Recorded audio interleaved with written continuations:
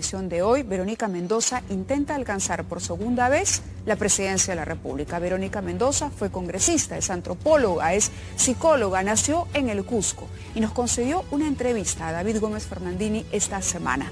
Ella ha propuesto una de sus principales banderas electorales, es la refundación del país a partir de un cambio de constitución, pero veamos de qué más conversó con Cuarto Poder en el siguiente reportaje. Por favor, hasta el final, cuando nos retiremos, tratemos de preservar el protocolo, la distancia, la mascarilla. La pandemia ha cambiado muchas cosas, como la manera de hacer campaña política sin mítines ni aglomeraciones. Esta semana, la candidata de Juntos por el Perú, Verónica Mendoza, llegó a la región Ayacucho para reunirse con los dirigentes de las agrupaciones que conforman la alianza con la que postula a la presidencia de la República. Todos comprendemos que es necesario preservar todos los protocolos del caso y es lo que hemos tratado de hacer con mucho rigor para cuidar nuestra salud, pero también, nuestra salud, la salud de la gente y también tratar de dar el ejemplo de alguna manera de lo que se tiene que hacer en estas circunstancias. Sé que algunos han dicho que en todo caso podríamos limitar la campaña a lo virtual, pero en un país donde el 60% de familias no tiene acceso a Internet, significaría decir que la democracia es solamente para los que tienen Internet, los que tienen plata, y que hay de todos los demás. ¿Los dejamos fuera de la democracia? Creo que no puede ser esa tampoco la salida, ¿no? Como primera medida de un eventual gobierno de Juntos por el Perú, la candidata cusqueña plantea adoptar nuevas medidas para atacar la crisis sanitaria en la que todo indica vamos a seguir inmersos incluso después del 28 de julio. Y vamos a tener que seguir reforzando el primer nivel de atención, ese que en la primera ola fue abandonado, subutilizado, que tenemos que reforzar, ¿no? Estamos hablando de las postas, los centros de salud, que son las que están más cerca de la gente, que por lo tanto pueden monitorear más cercanamente el contagio para frenarlo a tiempo, pero también proveerle oxígeno tempranamente a la gente que lo necesita y evitar que lleguen ya desesperados a una cama UCI que no van a encontrar, y garantizar una campaña de vacunación, como decía, ordenada, gratuita, universal, bajo criterios epidemiológicos. Sobre la polémica respecto a la posibilidad de que las empresas privadas puedan importar y aplicar vacunas en el Perú, Verónica Mendoza sostiene que por lo menos en la primera fase los privados deben estar impedidos de hacerlo. Para esta primera etapa, donde hay escasez de vacunas, ¿no? A nivel global y a nivel latinoamericano y a nivel nacional, creo que no podemos empezar a generar, ¿no? Caos y arbitrariedad en la distribución de las vacunas. Por lo menos la primera etapa tiene que estar claramente conducida por el Estado. En un segundo momento, donde ya hayamos claramente, vacunado a la mayor parte de la población, al mínimo que establezca, además, que se establezcan bajo criterios sanitarios, epidemiológicos, ¿por qué no? Que el sector privado empiece a comercializarla. Lo que no puede ocurrir es que la vacuna se vuelva un negocio y que se termine vacunando primero el que más plata tiene, cuando se tiene que vacunar primero quien más lo necesita, los más vulnerables y los de primera línea. Una de las banderas de la izquierda peruana desde hace ya varias campañas es la elaboración de una nueva constitución política, y es una de las propuestas centrales de Juntos por el Perú. No se trata de que la nueva constitución la hagan los actuales congresistas, ¿no es cierto? Ni siquiera esta clase política tradicional que claramente está de espaldas a la gente. Necesitamos que se involucre en este diálogo la gente, las comunidades campesinas, los artesanos de aquí, de quinoa, las universidades, las mujeres, los empresarios. Tiene que haber un gran diálogo nacional para que todos juntos definamos cuáles van a ser esas nuevas reglas de juego que van a regir en nuestro país. Y por eso hemos planteado de manera muy concreta, ¿no?, que este 11 de abril, en una segunda urna, se le consulte al pueblo peruano, que no lo decida Cuarto Poder, la CONFIEP, Juntos por el Perú, no, que lo decida el pueblo peruano, si quiere o no quiere una nueva constitución. Creo que ese es el camino más democrático. Una de las modificaciones más importantes que plantea es la referida al capítulo económico. Una reforma con la que se pretende otorgarle al Estado un rol planificador. ¿En qué sectores considera que el Estado debería tener una mayor participación? A ver, por ejemplo, en el sector agrícola y pecuario, creo que el Estado puede tener un rol más activo, por un lado, construyendo, consolidando una banca de fomento agrario que pueda atender además en particular, insisto, a la pequeña agricultura y la agricultura familiar. ¿Por qué? Porque la gran banca privada no le interesa invertir en este sector, no llega aquí a quinoa, ¿no es cierto? Y en las actividades extractivas como la minería, por ejemplo. Lo que planteamos es que el Estado ponga orden y reglas de juego claras, precisamente para evitar los conflictos que hemos visto estallar a lo largo de los últimos años, que han significado además caos para las propias empresas, que ya no saben qué proyecto va, cuál no va, y que han significado además conflicto social y pérdida de vidas humanas. No hay que olvidarlo. Entonces, nos parece que lo más sano es que se haga lo que se llama un ordenamiento territorial. El ordenamiento territorial consiste en realizar un análisis de todo el territorio nacional y decidir qué actividades económicas son más relevantes en cada zona, diseñando un plan de inversiones públicas y privadas dirigido desde el Estado. ¿El Estado les va a decir al empresariado dónde puede invertir y dónde no puede? Claro. A partir de un diálogo previo con el sector privado, necesitamos también del conocimiento de las empresas que tienen de nuestro territorio nacional, de nuestra potencialidad, a partir del diálogo con la gente, con las comunidades, con los municipios. El Estado es el que tiene que definir luego, bajo criterios no arbitrarios, sino claros, ¿no es cierto?, priorizando probablemente los sectores más vulnerables, los sectores que hay que sacar primero de la pobreza, priorizar las más graves brechas de infraestructura, el agua potable, el acceso a Internet, que se ha vuelto fundamental, lo hemos visto en el momento de la pandemia, ¿no? Es el Estado el que tiene que decidir qué inversiones se tienen que priorizar pensando en la gente, en el pueblo. Ese es el rol del Estado. Para reactivar la economía, propone incrementar en 2 puntos del PBI la inversión pública, especialmente en infraestructura sanitaria y educativa. Además, sostiene que este gobierno debería tomar medidas más drásticas para frenar los contagios, acompañadas de la entrega de nuevos bonos familiares. Aumentar restricciones en estas circunstancias implicaría de todas maneras y primero darle un tercer y un cuarto bono a las familias más vulnerables. Si no, van a ser medidas que van a quedar en el aire porque la gente necesita comer, necesita trabajar. Sin embargo, el Ministerio de Economía ha señalado que ya no tiene los mismos fondos que durante la primera ola y que entregar bonos ahora sería más complicado. Mira, está clarísimo que aún tenemos los recursos necesarios para esto. No estamos hablando de cualquier privilegio, de cualquier circunstancia. O sea, por Dios, parece que el gobierno olvidara, que las autoridades olvidaran que estamos en plena pandemia global. Pero también apoyar la inversión privada con programas de crédito barato para micro y pequeñas empresas, para la agricultura.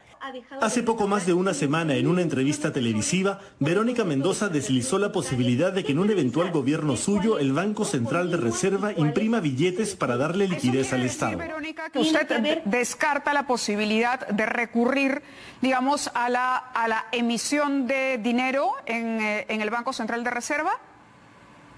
Es una posibilidad que se evaluará, Mávila, en su momento. Una declaración que trajo a la memoria la infame maquinita del primer gobierno aprista que contribuyó con la hiperinflación y una de las peores crisis económicas de nuestra historia reciente. En la misma entrevista muy claramente dije, primero, que nosotros íbamos a respetar la autonomía del Banco Central de Reserva, ¿no?, para que pueda controlar la inflación, que nosotros queremos un manejo de la macroeconomía responsable, ¿no es cierto? No queremos volver al pasado, nosotros queremos más bien una economía sana, responsable, que nos permita atender las necesidades de la gente. ¿No se va a modificar la Constitución en ese extremo, en restarle autonomía al BCR? No, en absoluto, en absoluto. Hay muchos otros temas que queremos cambiar de la Constitución, incluido el capítulo económico, porque sí creemos que el Estado no puede seguir teniendo un rol subsidiario, es decir, que esté atado de manos y pies. Gran salto al pasado. El sábado, la candidata presidencial de Fuerza Popular le dirigió, sin mencionarla directamente, estas palabras. Hoy quiero decirles que voy a enfrentar a todos los que nos quieren llevar al pasado. No podemos cambiar la Constitución todo el tiempo. Podemos reformarla y mejorarla, pero de ninguna manera hacer una nueva para satisfacer los apetitos de la izquierda o los populistas. Keiko Fujimori dijo la semana pasada que usted representa una propuesta al pasado. Mira, ¿qué más viejo y qué otra cosa más quisiéramos dejar en el pasado que el autoritarismo, la corrupción y la violencia que representa ella, ¿no? Una candidata que recibió millones en maletines de un banquero para su campaña. Ese es el pasado que nosotros más bien queremos dejar atrás. Verónica Mendoza también carga un peso que sus detractores siempre le recuerdan. Fue fundadora del Partido Nacionalista que llevó al expresidente Ollanta Humala al poder en el 2011. La candidata cusqueña fue muy cercana al entorno de Humala y su esposa Nadine Heredia, ambos acusados del delito de lavado de activos por los presuntos aportes de la empresa Odebrecht a las campañas del 2006 y 2011.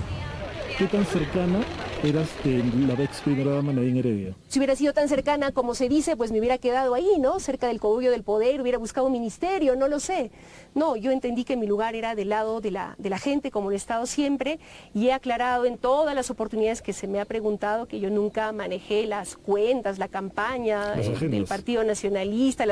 Imagínate, yo fui candidata al Congreso por el Cusco. ¿Cómo podía hacer campaña al Congreso en Cusco y al mismo tiempo supuestamente tener un manejo directo, ¿no?, de las cuentas? Nada más lejos de la realidad. Hay unos peritajes según los cuales habrías escrito en las agendas. Mira, a mí se me ha investigado hasta en 2 comisiones en el Congreso lideradas por fujimoristas, apristas. El Ministerio Público me ha convocado como testigo también, ¿no?, para informar lo poco que sabía, y no se ha encontrado absolutamente nada porque no hay nada. Ahora, yo no tengo ningún problema en que se siga indagando, investigando, porque tengo la conciencia tranquila, ¿no? Que sigan. ¿Escribiste en las agendas o no? No, yo no he escrito, no he manejado las agendas, ni las cuentas, ni nada por el estilo. Pero no es el único hecho de su pasado político que se le reclama.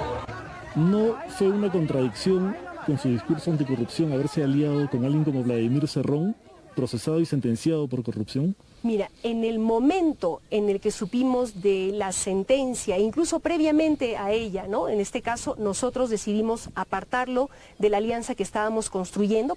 Nadie que haya estado procesado que esté procesado por corrupción tiene lugar en ningún proceso de cambio. Así lo establecimos en aquel momento y en este momento, y es lo que siempre vamos a hacer valer, siempre. Algunas figuras de la izquierda renunciaron en su momento, como Indira Wilco o Marisa Velarde. ¿Usted cree que fue un error esa alianza con el señor Cerrón? Insisto, partió de primero una decisión institucional de nuestra organización, luego de un largo debate y de una voluntad de sumar fuerzas. Yo lamento que hubiera una incomprensión en ese momento con las personas que tú has mencionado, pero que espero con las cuales volveremos a coincidir en adelante. Ojalá ahora, porque el Perú nos necesita a todos, ¿no? A todos ¿No han vuelto a unidos. conversar después de ese alejamiento con ellas? No, aún no, pero espero que podamos hacerlo pronto. Creo que las necesitamos en este proyecto. ¿Pero qué filtros tiene este proyecto para evitar que otros Vladimir Cerrones entren a la política? Cada candidato ha suscrito un compromiso firme, ¿no?, respecto del cual, si en algún momento alguno de ellos se apartara, nosotros no vamos a dudar ni un minuto en retirarlos, porque no tendrán lugar en Juntos por el Perú. Según la última encuesta de Ipsos, Verónica Mendoza enfrenta un 48% de antivoto. A favor de la despenalización del aborto y del matrimonio igualitario, la candidata de Juntos por el Perú es consciente del reto que representa convencer a quienes le temen a la izquierda por las ideas que propone y lo que representa en el imaginario de algunos sectores. Mucha gente se está dando cuenta que el terruqueo no es una estrategia de miedo de los que no quieren que las cosas cambien. Imagínate, quisieron terruquear incluso a los jóvenes que se movilizaron en noviembre defendiendo la democracia, exigiendo la expulsión, ¿no?, del usurpador de Merino. Creo que cada vez más la gente se está dando cuenta, ¿no?, que ese es una estratagema para asustarnos y dividirnos, pero creo que ya no se van a dejar engañar. ¿Con qué ala de la izquierda se identifica usted? Con todas las izquierdas democráticas que quieren un cambio, con los sectores progresistas, democráticos, ¿no?, con la gente que quiere justicia, igualdad, más allá de las etiquetas que lamentablemente creo que no nos ayudan a entendernos, ¿no? Han sido tan manoseadas que uno ya no sabe qué significa. Justamente en la lista de Ayacucho tenemos a una candidata, Norma Sparren, que es hija de un alcalde de Huamanga, asesinado por Sendero Luminoso. Ese es un ejemplo concreto de cómo más bien nosotros hemos sido víctimas también, al igual que todo el pueblo peruano, de esa guerra interna. Nada más lejano a nosotros. No queremos para nada violencia y más violencia y más dolor en nuestro país. La candidata reconoció que Juntos por el Perú, como coalición de grupos de izquierda, tiene vínculos con otras organizaciones progresistas del mundo de las que reciben asesoría para esta campaña. Puntualmente, el partido Podemos de España y el Frente de Todos de Argentina, la coalición que llevó al gobierno al actual presidente Alberto Fernández. ¿Eso es así y de qué forma estarían apoyando? No, mira, nosotros como organización política y como Frente tenemos diálogo con varias organizaciones políticas, incluso algunos gobiernos, de varias tendencias ideológicas además, como creo que corresponde a un partido que pretende luego gobernar, ¿no? Gobiernos, por ejemplo. Y que más allá de cualquier sesgo ideológico luego tendrá que dialogar con todos, ¿no? Varios en la región, ¿no? Efectivamente, con las organizaciones que tú has mencionado, ha habido diálogos, intercambio de experiencias, ¿no?, que creo que siempre es algo productivo, fructífero, pero digamos... Como el gobierno argentino, por ejemplo. He tenido la oportunidad de conversar con el presidente Fernández. De hecho, quisiera yo plantearle la posibilidad de que, si es que nos toca hacer gobierno, pueda facilitarnos el acceso a las vacunas que como gobierno, como Estado, van a producir, ¿no es cierto?, en convenio con AstraZeneca. Inicialmente usted tenía mucha reticencia a deslindar con el régimen del señor Maduro. Entiendo que eso ha cambiado. Mira, yo siempre he dicho lo que pienso en el momento que lo pensaba, ¿no? Y en el momento en que la situación se tornó claramente crítica y autoritaria, no tuvimos ningún problema en señalar ese régimen como dictatorial y desmarcarnos totalmente del mismo, ¿no? Y lo hemos hecho en este caso como en cualquier otro, y aprovecho además para reiterar que nuestro proyecto es 100% peruano, no vamos a calcar ningún modelo y tampoco someternos a la política exterior de ningún otro país. Faltan menos de 3 meses para el 11 de abril, pero en los últimos días se ha estado discutiendo la posibilidad de postergar las elecciones si la segunda ola llega a su pico entre febrero y marzo y no da señales de franco descenso para abril. Incluso el expresidente Vizcarra, hoy candidato al Congreso por Somos Perú, ha planteado que los comicios se posterguen hasta el 23 de mayo. Si en algún momento los científicos nos dicen que no hay otra manera que la de postergar las elecciones, si se trata de poner por delante la vida, por supuesto nosotros lo respaldaremos, pero no puede ser pues un eslogan de campaña que se le ocurre a alguien, incluso poniendo una fecha de manera irresponsable y arbitraria, ¿no? De ninguna manera. Es la segunda vez que Verónica Mendoza postula a la presidencia de la República. Según la última encuesta de Ipsos, está en el 4º lugar en las preferencias del electorado con 7% de intención de voto. Pero si consideramos el margen de error del sondeo, es uno de los candidatos que están técnicamente empatados en el segundo lugar y que en las próximas semanas pugnarán por desmarcarse y llegar a la segunda vuelta. Pero también con un fuerte antivoto que intentará revertir en las siguientes semanas. Acá los chicos han dicho que van a votar por nosotros. Muy bien.